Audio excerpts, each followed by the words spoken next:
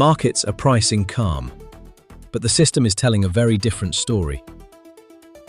At the center of it all is the Strait of Hormuz, one of the most critical energy routes in the world. A significant portion of global oil flows through this narrow passage, making it one of the most sensitive geopolitical pressure points on the planet.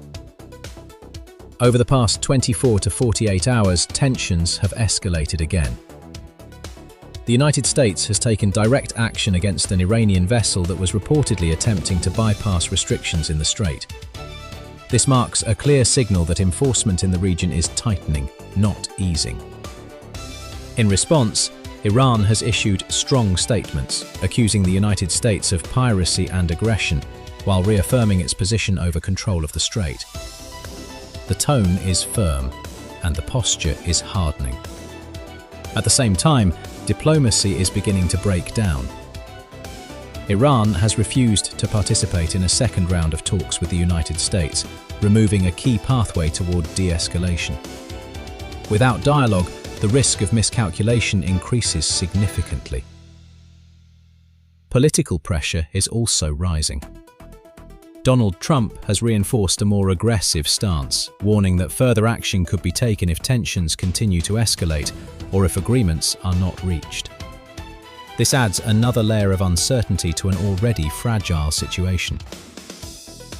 And the markets are reacting. Oil prices are beginning to respond to the renewed risk around the Strait of Hormuz. Whenever this corridor is threatened, the impact is immediate because it directly affects global supply expectations. But this is not happening in isolation. At the same time, China has conducted joint naval and air patrols in the East China Sea, signaling increased military readiness in another critical region. This introduces a second front of geopolitical pressure, far from the Middle East, but equally important in terms of global stability. Now, layer this with the macroeconomic backdrop. Recent analysis suggests that global growth is slowing, liquidity conditions are tightening, and both consumers and governments are facing increasing financial constraints. In simple terms, the system is already under economic pressure. And yet, despite all of this, markets are still leaning toward a narrative of de-escalation. That is where the disconnect lies. On one side, you have rising geopolitical tension, fragile diplomacy, and multiple regions showing signs of strain. On the other side, you have market positioning that assumes stability, or at least a controlled environment. This mismatch is what defines the week ahead.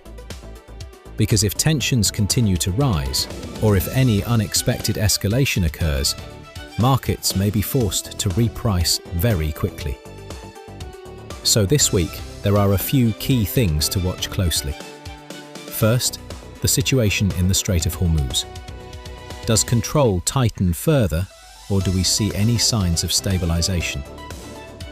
Second, the status of US-Iran relations. Do talks resume, or does the breakdown deepen? Third, the reaction in oil markets. Do prices continue to climb, signaling sustained risk, or do they stabilize? And finally, broader geopolitical activity, no broad particularly restriction from has been China, formally implemented, as multiple direction is regions begin clear. to show Governments synchronized are thinking pressure. ahead. This is no longer about a single event. It is about a system that is being tested from multiple directions at the same time. And when pressure builds like this, markets don't wait for confirmation. They react to risk. This is driving rising Stay focused, stay informed, and stay ahead of the system. Subscribe and follow for more real-time geopolitical and macro intelligence. This is Atlas.